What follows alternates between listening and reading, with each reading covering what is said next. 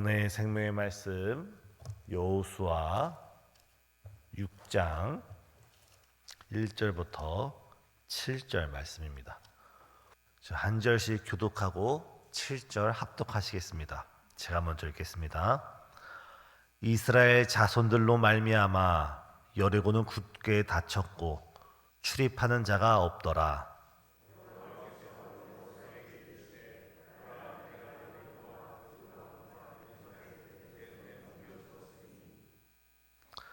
너희 모든 군사는 그 성을 둘러 성 주위를 매일 한 번씩 돌되 엿새 동안을 그리하라.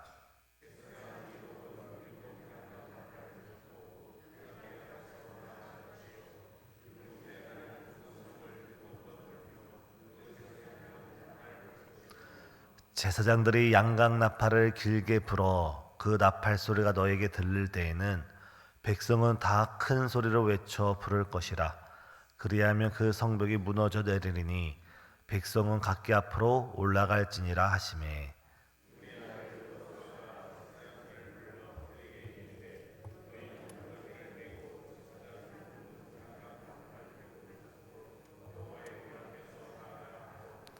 함께 읽겠습니다. 또 백성에게 이르되 나아가서 그 성을 돌되 무장한 자들이 여호와의 궤 앞에서 나아갈지니라 하니라. 아멘. 오늘 본문에서 이스라엘 백성들은 가나안 땅을 정복해 들어가면서 가장 첫 번째로 가장 큰 난관인 여리고성을 만나게 되었습니다. 여리고성은 이스라엘 백성이 가나안으로 들어가는 가장 큰 관문이자 아주 큰 성이었습니다. 고고학자들에 따르면 이 여리고성은 외성과 내성, 성이 두 겹으로 되어 있었고 그 한쪽만 해도 오늘날 4차선 고속도로와 같이 아주 큰 폭의 아주 견고한 철옹성이 바로 여리고성이었습니다. 도저히 이스라엘 백성들로는 무너뜨릴 수도 없고 함락시킬 수도 없는 성, 이스라엘 백성들로 하여금은 그 성을 함락시키기를 생각조차 하지 못하는 그러한 견고한 진이 바로 여리고성이었습니다. 히브리서 11장 30절을 보면 이 견고하고 철옹성 같던 성이 무너졌다고 합니다. 그 무너진 것이 칼로 무너지고 창으로 무너지고 군대로 무너진 것이 아니라 믿음으로 무너뜨렸다라고 고백하고 있습니다.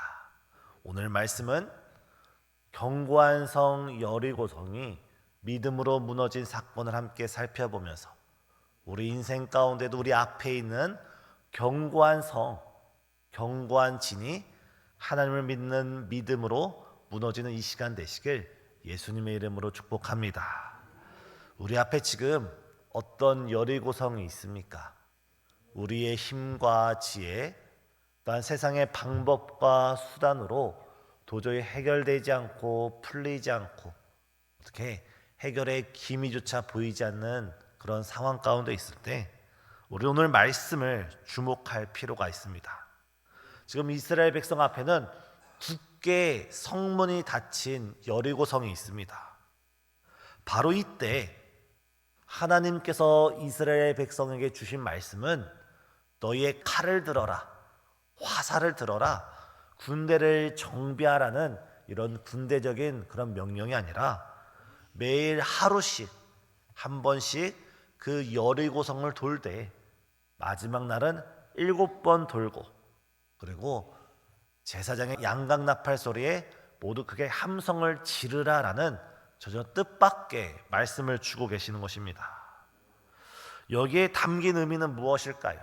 우리가 오늘 본문 7절밖에 읽지 않았지만 여호수아 6장을 보면 하나님께서는 언약궤를 중심으로 이 여리고성을 돌라는 것입니다. 여기서 이 언약궤는 바로 하나님께서 우리와 함께 하신다는 것을 상징적으로 보여주는 모습입니다. 지금 우리 앞에 어떤 여리고성이 있든지 어떤 문제가 있든지 오직 하나님을 중심으로 우리가 뿌리를 깊게 내리는 이 시간 되시길 간절히 소망합니다. 우리가 문제에 흔들리는 것이 아니라, 환경에 요동치는 것이 아니라, 오직 하나님의 말씀과 하나님 가운데 우리의 인생을 세우고, 우리의 삶을 세우고, 우리의 가정을 세우고, 우리의 모든 직장과 삶을 하나님 중심으로 바로 세우고 하나님 중심으로 살아갈 때 주님께서 우리 삶을 책임져 주시는 줄 믿습니다. 더군다나 더 주목할 것은 7이라는 숫자가 계속 반복되고 있다는 것입니다. 하루에 한 번씩 7일 동안에는 7번을 돌 것이고 제사장이 7 양각나팔을 불 것이다. 계속 7이라는 숫자를 계속 반복하고 있습니다. 성경에서 7이라는 숫자는 완전하다라는 의미를 가지고 있고 하나님의 숫자라는 그런 의미도 가지고 있습니다.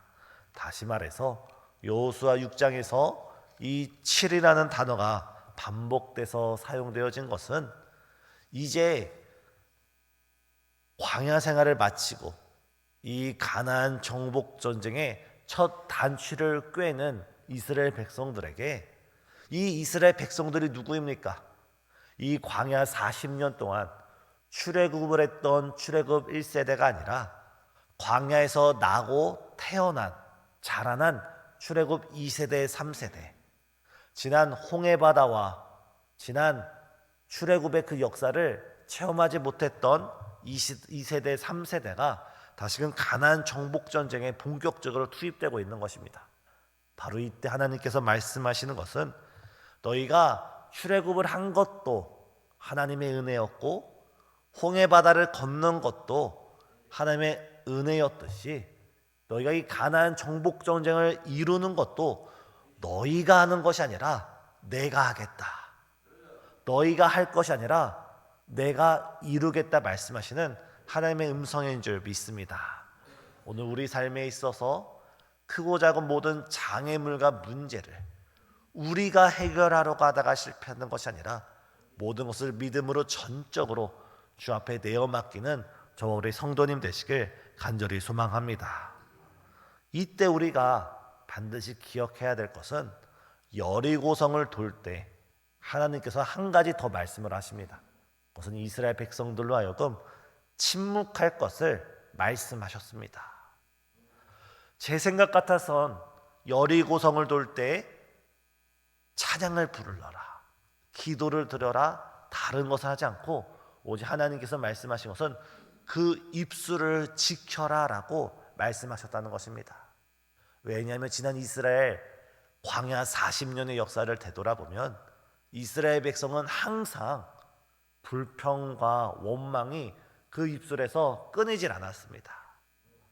홍해를 건너고 하나님께서 불기둥 구름기둥으로 지켜주시고 하늘의 만나와 수많은 은혜로서 이스라엘 백성을 품어주시고 안아주시고 지켜주시고 날마다 정말 살아있는 기적을 느끼면서 이스라엘 백성이 살아갔음에도 불구하고 그들은 순간순간 그들 앞에 아주 작은 장애물만 만나면, 아주 작은 결핍만 느껴지면 우리가 애굽으로 돌아가자, 우리에게 떡을 달라, 고기를 달라, 목마르다, 여러 가지 불평과 불만으로 하나님께 대적했던 것이 바로 이스라엘 백성들이었습니다.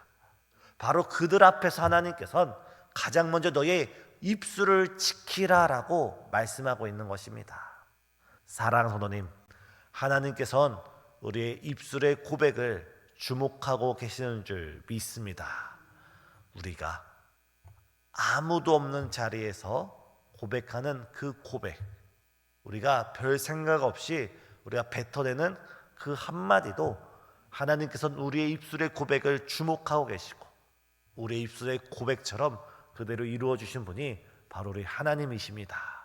우리가 지금의 삶이, 지금의 앞에 있는 문제가 크고 높다 할지라도 우리의 입술을 굳게 지키고 하나님을 기다리는 저와 우리 성도님 되시길 간절히 소망합니다.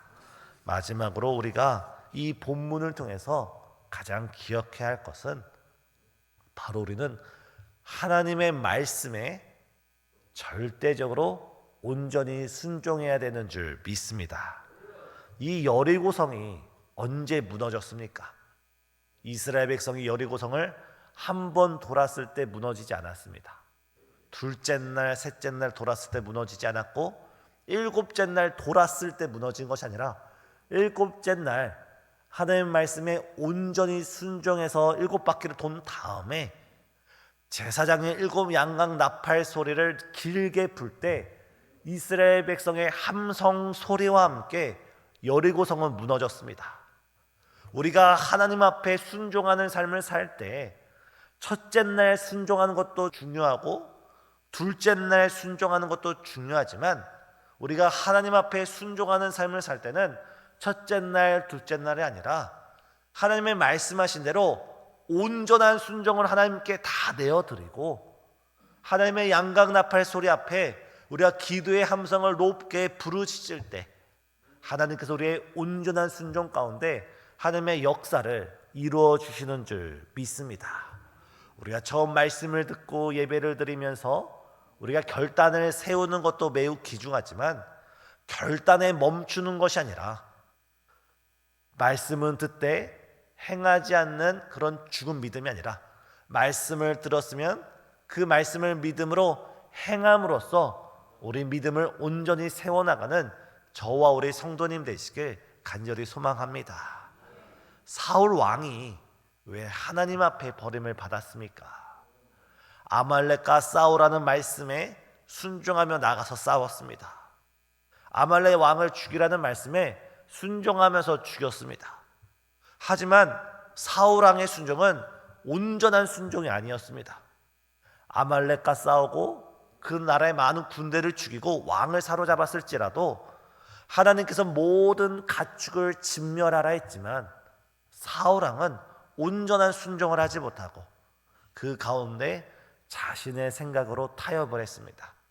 하나님께서 우리에게 원하시는 마음은 우리가 하루하루 하나님 앞에서 하나님의 일곱째 날이 이르기까지, 하나님의 그 나팔 소리가 우리에게 들리기까지 우리가 온전한 순종으로 오늘 우리에게 주어진 사명에 순종하고 봉사에 순종하고 삶의 자리에서 말씀에 순종하며 나아갈 때 하나님께서 우리 가운데 주의 영광을 나타내 보여주실 줄 믿습니다. 결국 하나님이 원하시는 순종은 처음부터 끝까지 온전히 순종하는 것입니다. 우리는 이 땅에 사는 동안 여러 가지 여리고성을 만날 수밖에 없습니다. 그때 그 여리고성을 세상적인 방법으로 무너뜨리고자 시도하는 것이 아니라 오직 하나님 중심으로 우리의 입술을 굳게 지키면서 온전한 순종으로 우리의 믿음을 하나님 앞에 내어드리면서 삶으로써 주의 영광을 맛보시는 저와 우리 성도님 되시길 간절히 소망합니다. 이때 하나님께서는 이스라엘 백성이 온전한 순종으로 일곱째 날 양각 나팔 소리와 함께 그들이 힘차게 부르짖을 때 여리고성이 바로 안쪽으로 무너져 내렸다고 합니다. 하나님께서는 우리의 믿음과 순종을 통해서 하나님께서 일하실 줄 믿습니다.